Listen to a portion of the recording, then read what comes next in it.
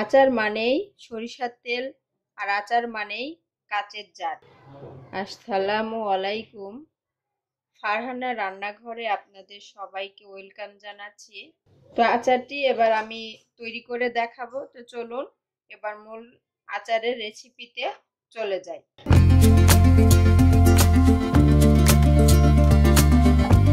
এই জন্য চুলাটি অন করে একটি ফ্রাই প্যান বসিয়ে দিলাম। আমি যেই পাত্রে আচারটি বানাবো ওই পাত্রেই আমি শুকনো মশলাগুলো টেলে নেব। প্যানটি গরম হওয়ার পরে এখানে আমি কোয়ার্টার চামচ মতো পাঁচফোড়ন দিলাম, কোয়ার্টার চামচ মতো মিষ্টি জিরা আর 1 চামচ মতো ধনিয়া, আস্ত ধনিয়া। এই সব উপকরণগুলো আমি একটু হালকা টেলে নিব, মানে ভেজে নিব, তেল ছাড়া ভেজে নেব। খেয়াল রাখতে হবে যেন পুড়ে না যায়। মশলা যদি পুড়ে যায় তাহলে আচারটি কিন্তু তেতো লাগবে, স্বাদটাই নষ্ট হয়ে যাবে। ভাজা হয়ে গেছে, এবার আমি চুলা থেকে শুকনো উপকরণগুলো ভেজে টেলে নিলাম। এবার নামিয়ে একই পাত্রে আমি এবার 1 কাপ পরিমাণ সরিষার তেল দিলাম। আচার মানে সরিষার তেল। আচার সরিষার তেল দিয়ে বানালে বেশি মজা হয়, কারণ সরিষার তেলের একটি ফ্লেভার, আবার আচারের সাথে অনেক ধরনের মশলা ব্যবহার করার জন্য তার একটি ফ্লেভার। তেলটি গরম করে নিব হালকা, খুব একটা গরম করা যাবে না। তেল গরম হওয়ার পরে এখানে আমি কোয়ার্টার চামচ মতো পাঁচফোড়ন আস্ত দিয়ে দিলাম, 3টা শুকনো মরিচ দিয়ে দিলাম। এবার এটা হালকা আমি ভেজে নেব। হালকা ভাজা হওয়ার পরে এখানে আমি 1 চামচ রসুন বাটা দিলাম আর 1 চামচ আদা বাটা দিলাম। দিয়ে ভালোভাবে মশলাটা এবার কষিয়ে নেব।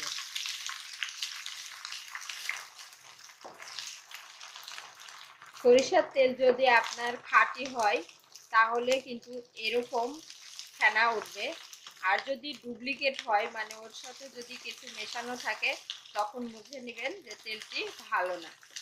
এ পর্যায়ে কোনো ভয় পাওয়ার কারণ নেই।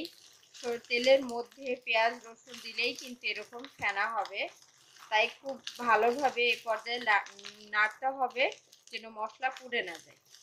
মশলাগুলো ভাজা হওয়ার পরে এখানে আমি 1.5 কেজি পরিমাণ জলপাই নিয়েছি। এই জলপাইগুলো একটু আমার পাকা পাকা, মানে নরম।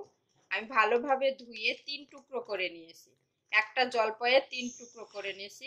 আপনারা আরো টুকরো করেও নিতে পারেন বা আস্তেও করতে পারেন। এবার তেলের মধ্যে সেই কাটা জলপাইগুলো আমি দিয়ে দেব। বিসমিল্লাহ।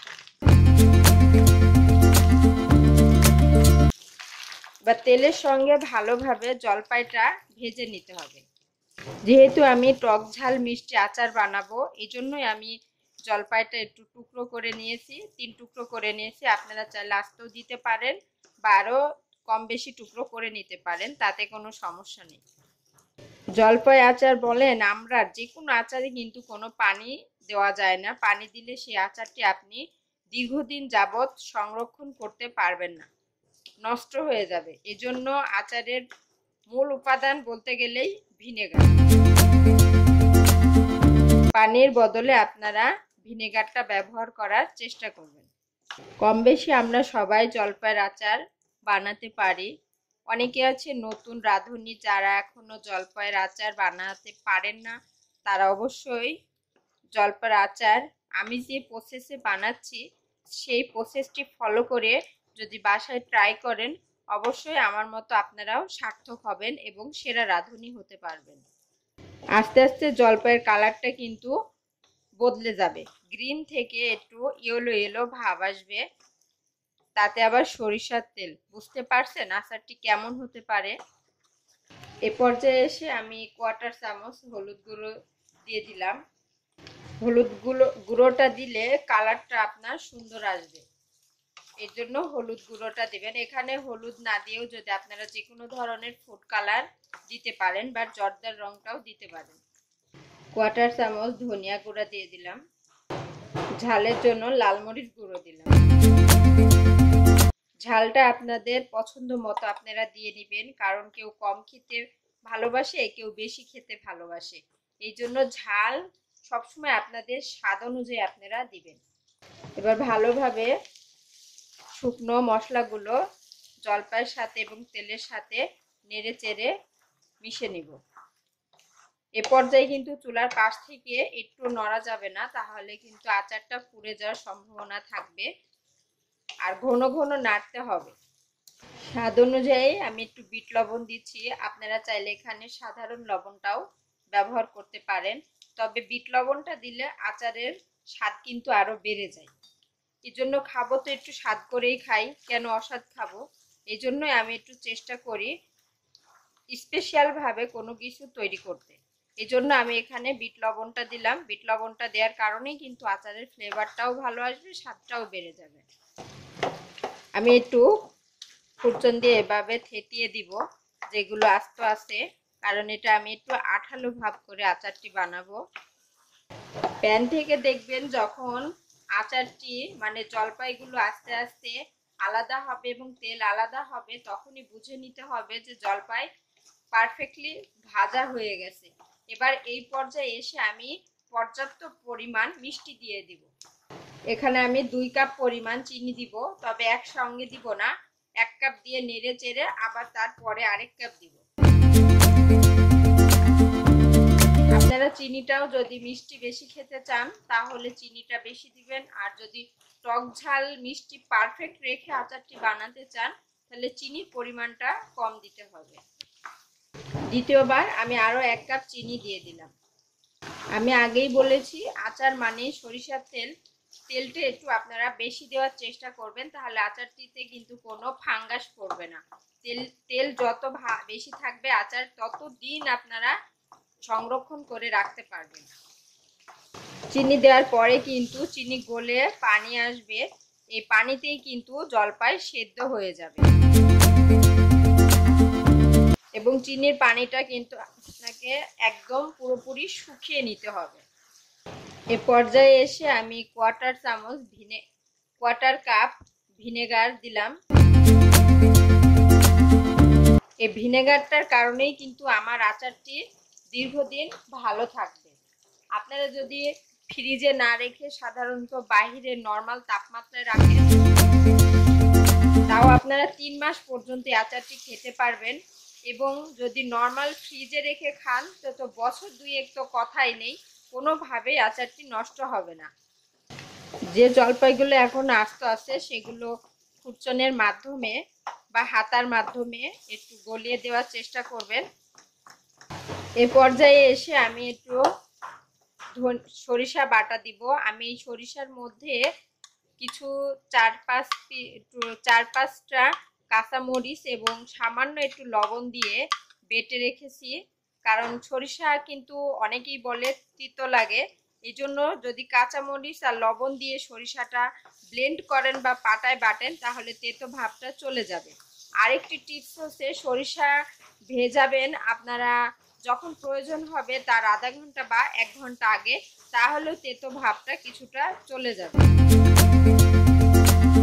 আর আচারের সরিষা দিলে কিন্তু আরেকটা স্বাদ চলে আসে, যে স্বাদ আসলে ভোলার মতো না। সরিষার তেল সাথে সরিষা বাটা, বুঝতেই পারছেন আচারটি কেমন হতে পারে। তাই যারা এখনো বাসায় জলপাইয়ের আচার বানান নাই তারা প্লিজ বাসায় জলপাইয়ের আচার এই আমার রেসিপি দেখে সেম প্রসেসে বাসায় তৈরি করবেন এবং আমাকে কমেন্ট করে জানাবেন কেমন লাগলো। আমি বাকি সরিষা বাটাটুকু দিয়ে দিলাম।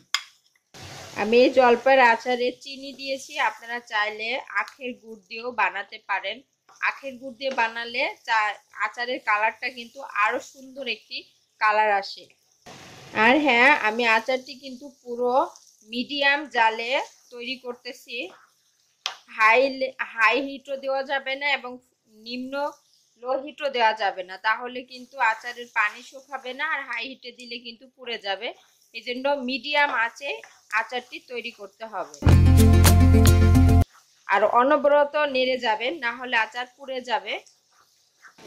চিনি দেওয়ার পরে চিনি গলে যে পরিমাণ পানি হয়েছিল, পানি প্রায় শুকিয়ে গেছে এবং তেল দেখেন ছেড়ে ছেড়ে যাচ্ছে আচারের গায়ে থেকে। আচারটি প্রায় শেষ মুহূর্তে চলে এসেছে। এ পর্যায়ে এসে এবার আমি সেই তেলে রাখা পাঁচফোড়ন, মৌরি আর ধনিয়া গুঁড়ো দিয়ে দেব। প্রথমে 1 চামচ দিয়ে দিলাম, এবার ভালোভাবে নেড়ে চেড়ে নিব। পরে বাকি মশলাগুলো দিয়ে দিব। পরে আরেক চামচ দিয়ে দিলাম। এবার ভালোভাবে মশলাগুলো আচারের সঙ্গে মিশে নিতে হবে। আমার রান্নাঘরে শুধু এখন আচারেরই ঘ্রাণ বের হচ্ছে। এত সুন্দর একটা স্মেল, মন বলে যে এখনই আচার খেয়ে নেই, কিন্তু না, এখন তো গরম, ঠান্ডা হওয়া পর্যন্ত অপেক্ষা করতে হবে। এই আচারটি আপনারা প্লাস্টিক, ভালো ব্র্যান্ডেড প্লাস্টিক কোনো বাটিতেও রেখে বাহিরে রাখতে পারবেন বা নর্মাল ফ্রিজে রাখতে পারবেন, নষ্ট হওয়ার কোনো সম্ভাবনাই নেই। তবে কাচের জারে রাখলে সেফটি থাকে, নিশ্চিন্তে আপনি রাখতে পারবেন কাচের জার হলে। বা লাস্টে আমি একটু গরম মশলা গুঁড়ো দিয়ে দিব। যেহেতু আমি আস্ত কোনো দারচিনি, এলাচ বা তেজপাতা কোনোটাই দেই নাই, এজন্য আস্ত গুঁড়া গরম মশলাগুলো আমি এবার দিয়ে দিলাম। তবে বেশি দেওয়া যাবে না, বেশি দিলে কিন্তু আবার স্ট্রং একটা মশলার ফ্লেভার চলে আসবে। দেখেন কত সুন্দর হয়েছে আচারের কালারটি। আপনার পরিবারের সদস্য সবাই পছন্দ করবে যদি এই রকম ভাবে আপনারা জলপাইয়ের আচার বাসায় বানিয়ে তাদেরকে খেতে দেন। এই আচারটি আপনারা ভুনা খিচুড়ি, পোলাও, সাদা ভাত বা হালকা একটু পাতলা ডালের সঙ্গেও খেতে পারবেন। যেহেতু টক ঝাল মিষ্টি আচার, তা আমার আচারের রেসিপিটি যদি আপনাদের ভালো লেগে থাকে অবশ্যই আমার ইউটিউব চ্যানেলটি সাবস্ক্রাইব করবেন, পাশে থাকা বেল আইকনটি ক্লিক করবেন। আর অনুরোধ করছি ভিডিওটি না টেনে পুরো ভিডিওটি দেখবেন, আমি যেন আপনাদের মাঝে আরো সুন্দর সুন্দর এবং মজার মজার রান্না করে দেখাতে পারি। আমার জন্য সবাই দোয়া রাখবেন। আর আপনারা জলপাইয়ের আচার কে কিভাবে বানান অবশ্যই আমাকে কমেন্ট করে জানাবেন, আমি আরো আনন্দ পাবো এবং উপভোগ করব। তো পরবর্তী কোনো রেসিপিতে আবার দেখা হবে, সে পর্যন্ত আপনারা সুস্থ থাকুন, ভালো থাকুন, আল্লাহ হাফেজ।